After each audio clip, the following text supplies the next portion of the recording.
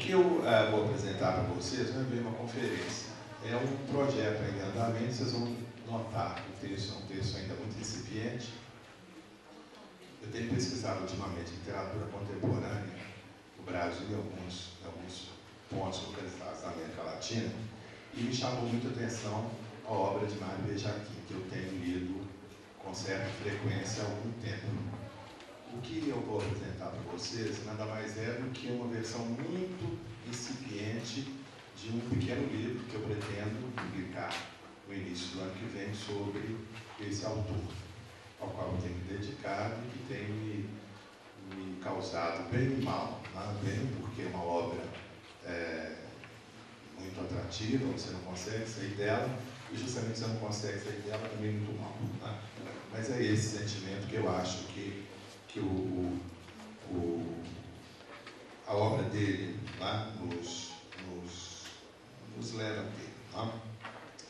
Eu começo com uma citação do livro Dissecado, que diz o seguinte: as obras dos autores se encontram situados, cada um em espaços diferentes, alternos e contemporâneos, pero desfasados de uma união tal como poderiam perseguir os demais.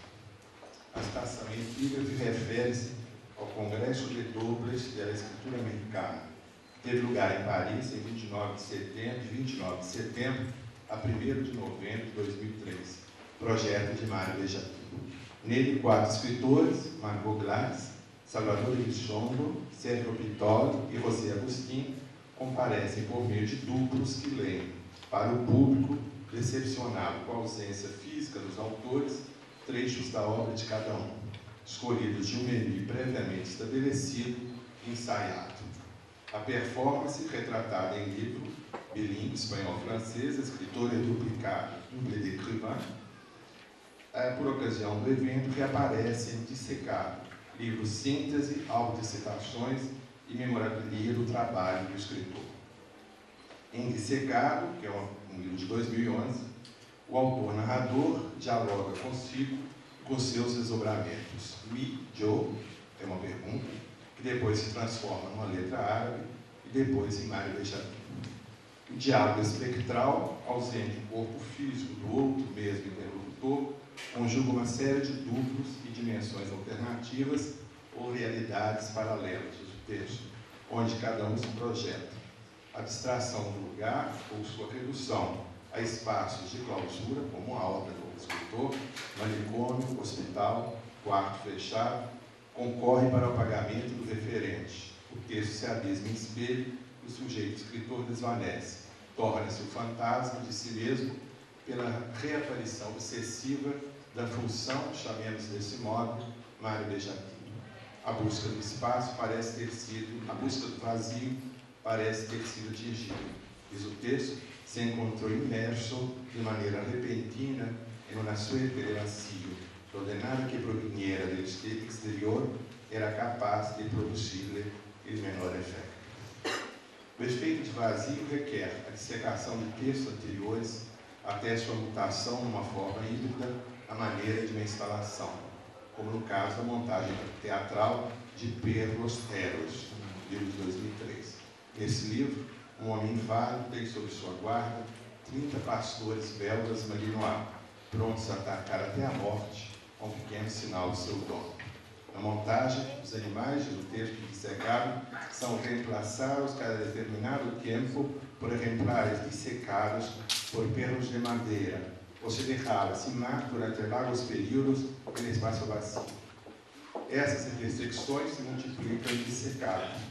O interlocutor Mário Bejaquim encontra-se hoje contaminado pela doença de um de seus personagens, narrador travesti que transforma em morideiro, lugar onde as pessoas vão morrer, seu salão de beleza, o livro homônimo para colher doenças terminais diárias. A ficção invade a ficção. Essa forma de composição envolve diferentes tipos de interação de um texto fragmento do escritor com os demais, em remissão constante, como se todos os livros fossem escritos ao mesmo tempo. Daí a sensação desconfortante de déjà vu e novidade frente à vertigem da repetição de certas obsessões o escritor faz questão de apresentar sob ângulos diversos e com intensidades variadas. A mutilação do avô, a prótese do braço, a exposição pública dos testículos do adolescente pela mãe, a asma, a onipresença dos cães, a clonagem dos gêmeos e os gêmeos que nascem sem braços e sem pernas. Formam um conjunto dos textos publicados, um universo meio alucinado que elide as fronteiras entre sujeito e objeto e se abre ao inacabado, uma estrutura sempre prestes a desmontar, análoga ao edifício em ruínas de Gran Vidrio, livro de 2007. Como na festa que dá título ao volume, e a festa del Gran Vidrio é uma festa que se realiza anualmente nas ruínas dos edifícios destruídos na cidade do México, onde vivem centenas de famílias organizadas em brigadas que impedem sua expulsão. Portanto, a festa que dá título ao volume, como na festa que dá título ao volume, a celebração da escritura que perpassa os textos de Desjardins retoma uma perda que está na origem de escrever. Diz o autor indissecável, solo por el uso dever aparecer uma palavra detrás de la outra. Uma imagem perdida da infância persiste. A ausência do primeiro livro, o livro fantasma, sequestrado pela avó e que eligiu vê-la sempre possível, lo transporta mentalmente, cuja falta de corpo quizá foi a que levou a escrever um texto detrás de outro, utilizando o imaginário de uma escritura, de uma criatura de estar em verdade. O corpo mutilado do texto, sua forma mutante e clonada, deve muito a essa desconexão temporal entre o passado, entre o pensamento e a palavra, que se traduz em imagens vizinhas, usando a expressão do texto, a uma outra realidade. Ou numa escritura que se propõe escrever, diz ainda o texto, sem utilizar o método clássico de escritura, como, por exemplo, as palavras. Escrever sem escrever, então, operar no limite de toda significação. Leiamos a abertura de Dissecado. Durante cierta noite de outono, sobre todas as queixas em aquele asma, Omar via os efeitos secundários produzidos por los medicamentos para atenuá-la, me deixa em um estado que não poderia qualificar como de dormido ou despierto. Passam por minha cabeça uma série de cenas e pensamentos que, na maioria das vezes, chegam a limites difíceis de descrever.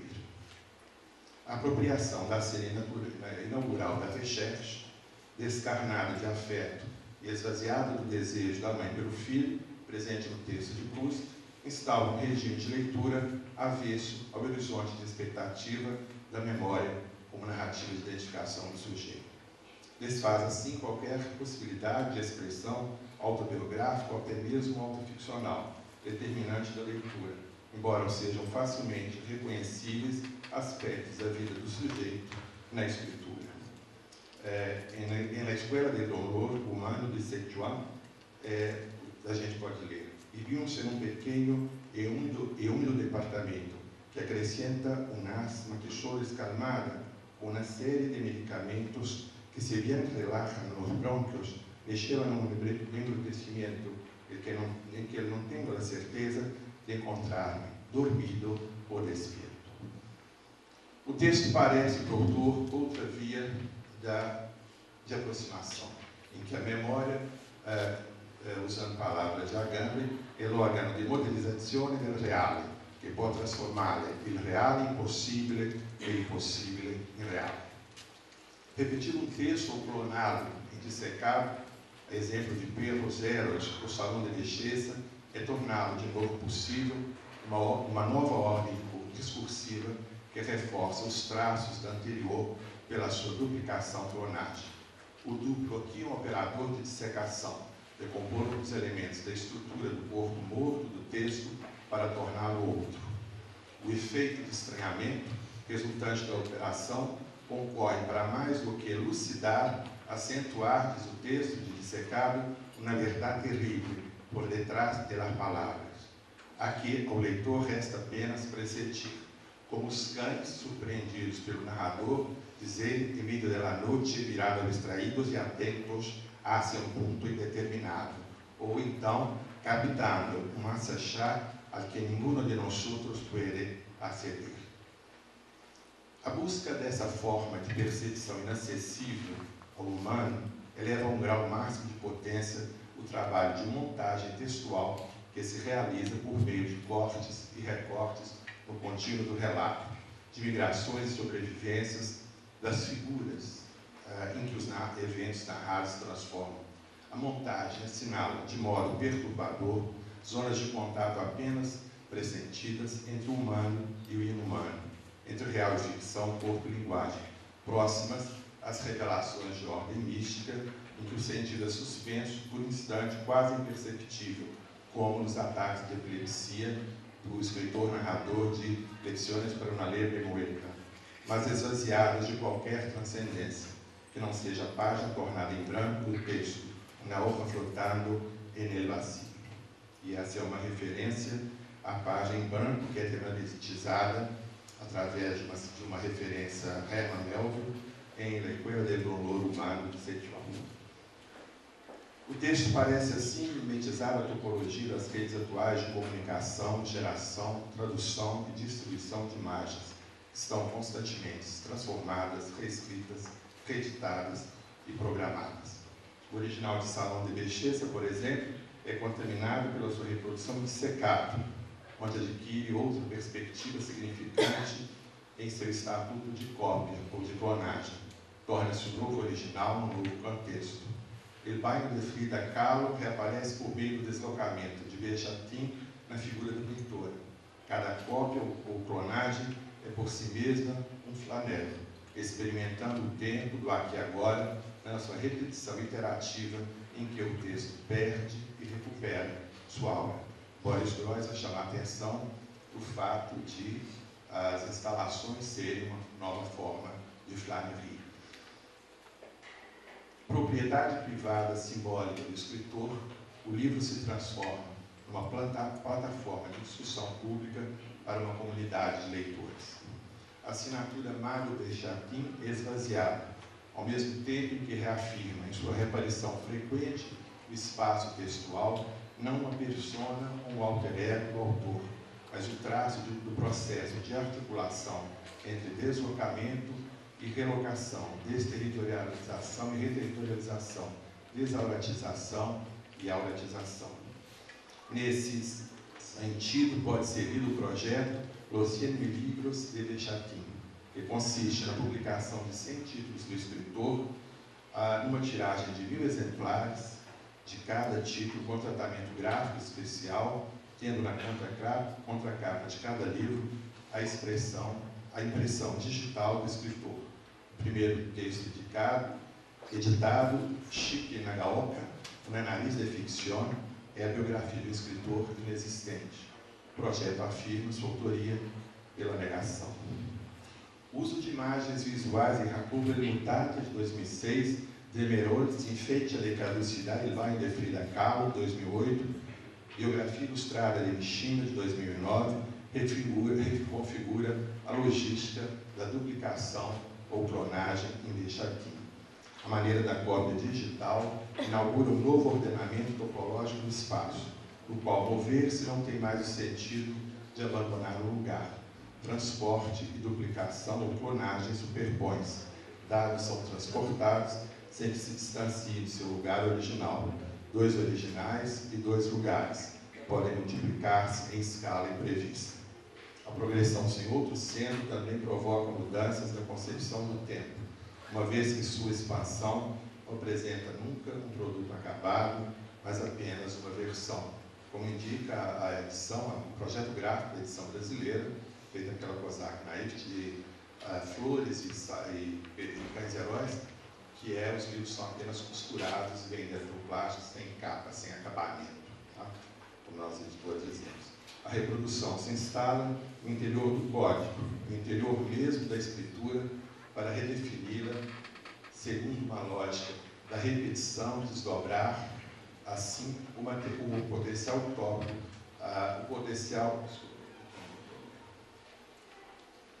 A reprodução se instala no interior do código, no interior mesmo da escritura, para redefini-la segundo uma lógica de repetição e desdobramento, para a ressaltar o potencial utópico da cópia idêntica. Há um lugar utópico, sem localização, que escapa as regras estabelecidas. Essa situação instável torna-se uma instância política, em que o político é um ato que reordena o espaço ao tornar visível uma distribuição específica, uma ordem, enquanto tal, retirando-lhe toda naturalidade. Nesse ambiente textual digital, a forma do sujeito não resiste ao meio, é programada dentro dele. Trata-se, ao contrário da duplicação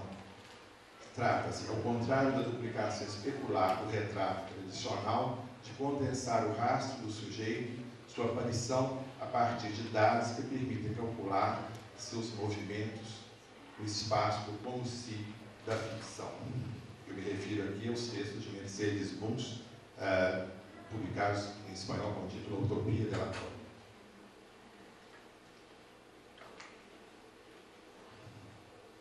A técnica da sujeição, ou a tecnologia da subjetivação, colhe e recolhe dados por meio dos quais calcula de antemão a margem de flutuação do rastro que o inscreve na rede textual que dá unidade ao obra, mesmo fragmentando.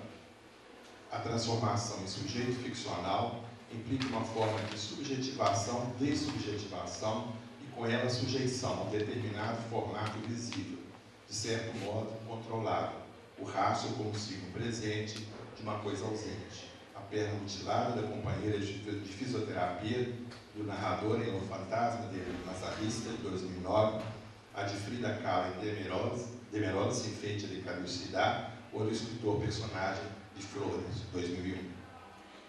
A ordenação desses rastros supõe uma lógica temporal própria, na qual cesuras e fraturas no contínuo do relato instauram uma duração que os torna contemporâneos.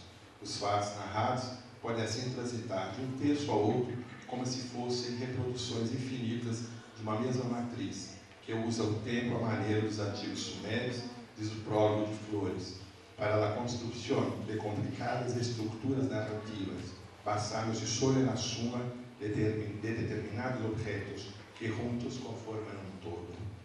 Não mais um passado perdido a que as referências constantes à infância do escritor poderiam remeter, mas um aqui e agora, um que nunca, tão pontual que implode todas as dimensões temporais, um instante congelado e paradoxalmente transitório da instalação e da performance textuais.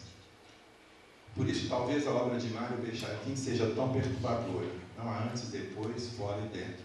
Temporalidades diversas convergem para o mais além do leitor, que se situa, como diz o texto de La Escuela del Dolor Humano de Sichuan, como uma persona que migra desde fuera hacia fuera. Um espaço limitar que impulsiona a leitura ao avanço ao mundo, revelando possibilidades até então ignoradas de lhe dar forma. Desde Duchamp, sabendo aqui pelo Raul, nosso amigo, a arte especifica-se por insistir em formular a questão de se é possível ou desejável dar uma forma ao mundo, uma espécie de encontro sem encontro, ou seja, eu aqui cito Jean-Luc Nancy, o encontro entre aquele que é chamado artista e alguma coisa que ele escolhe, num preciso instante, interpretando-o como uma forma, pela qual não se dispõe de nenhuma forma preventiva, para a qual não se dispõe de nenhuma forma preventiva. Destituído de qualquer esquematismo mental ou de uma mensagem precedente que autorizaria, entre outros, uma leitura alegórica, perniciosa, no meu ver, para deixar aqui, o leitor defronta-se com um gesto escritural, entendido como acompanhamento de uma intenção em relação à qual resta, no entanto, estranho. Ainda a citação de Nancy. Eu cito um texto de Os Fantasmas de Massarista, já estou terminando. Me tocou en el espaço Os Fantasmas do Massagista é a história do próprio Mário Bechatin, que vem a São Paulo fazer massagens para diminuir a tensão muscular em razão da falta, né, do braço direito. Ele nasceu vítima de talidomida sem o braço direito. E são espaços contínuos, divididos apenas por uma pequena coisa, em que o fisioterapeuta vai fazendo massagens às pessoas. Lá, E ele vai ouvindo, contando a história, quer dizer, o fantasma do massagista, um dos fantasmas é justamente a mãe do massagista, que é a mulher que recitava. Depois ela não consegue perder ela para recitar a Constituição de Chico Buarque, ela entra num processo de quase loucura e não consegue fazer isso lá. Mas ele está escutando, está vendo o que o massagista está fazendo com a mulher que perdeu a perna direita. Ele diz o seguinte: me tocó en el espacio continuo al mío el caso de una mujer a la que apenas unos días atrás le habían cercenado una pierna. Sin embargo, a pesar de la intervención, se quejaba de un dolor profundo en el miembro inexistente. Parecía incapaz de soportar el sufrimiento que se producía en un espacio que era ahora ajeno a su cuerpo, en el lugar vacío que había dejado la pierna mutilada. Esse gesto escritural parece acertar numa modalidade textual em que a identidade do escritor Mário Bejatin transforma-se na imagem do escritor contemporâneo, lhe dá a materialidade paradoxal, bela e horrível de uma palavra vazia.